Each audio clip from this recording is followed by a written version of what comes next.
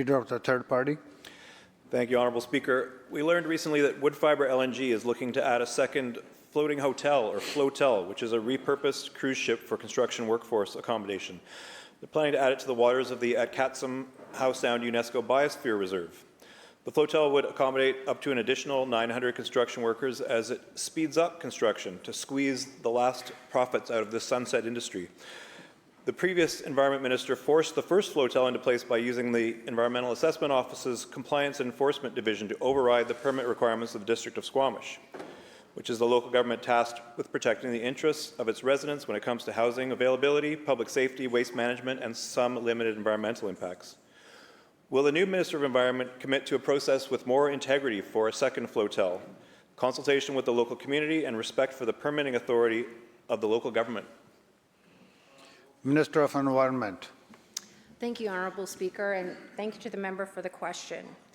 The BC Environmental Assessment Office has a comprehensive review process that examines any potential human health and environmental impacts for large projects such as this, and Woodfibre is no different. To protect the environment and to support a strong economy, our government introduced a strengthened Environmental Assessment Act. The EA process was improved to make sure a strong, transparent process is in place. In 2019, the Environmental Assessment Office introduced specific housing requirements following concerns about impacts to local housing and community safety. After a multi-year assessment and extensive engagement with Squamish Nation, the District of Squamish, various NGOs, and the public, the EAO approved the use of the floatel as an alternative housing option. This was the first time that the Environmental Assessment Office introduced this kind of requirement. Member supplemental. Thank you, Mr. Speaker. Thank you to the Minister for the answer and the highlighting of updating the EA process in 2019, which leads me to wonder why it's being sidelined now by bills in front of this House.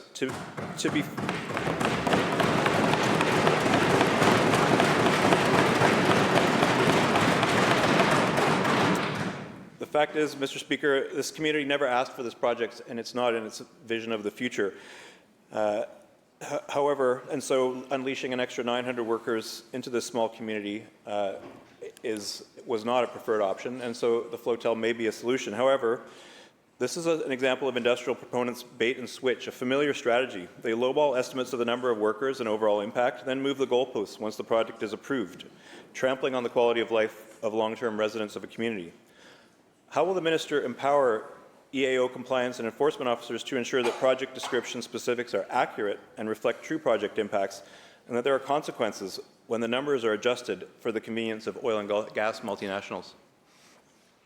Premier. Thank you, Honourable Speaker. I think one of the challenges with this project is a lot of people are anxious about the workers taking housing in Squamish, where there's already a shortage of housing. So the creative solution is come up with put people on a cruise ship, keep them out of town, support the growth and prosperity of our provincial economy, and minimize impact on the city of Squamish. Now they're saying they want twice as many workers. They want to hire twice as many people. They want to create more jobs in our province, and they still want to minimize impacts. Now, it'll go through the environmental assessment process around an additional floatel for workers, but I do have to wonder about why we would be opposed to additional workers in British Columbia earning additional money in our province, building our economy, and minimizing impact on the local economy, on the local housing market in Squamish. I can't imagine the member suggesting these workers should be housed in the community, impacting that housing market. So it's hard for me to understand the member's perspective in opposition to what seems to be a pretty pragmatic solution that also increases the prosperity and growth in our province.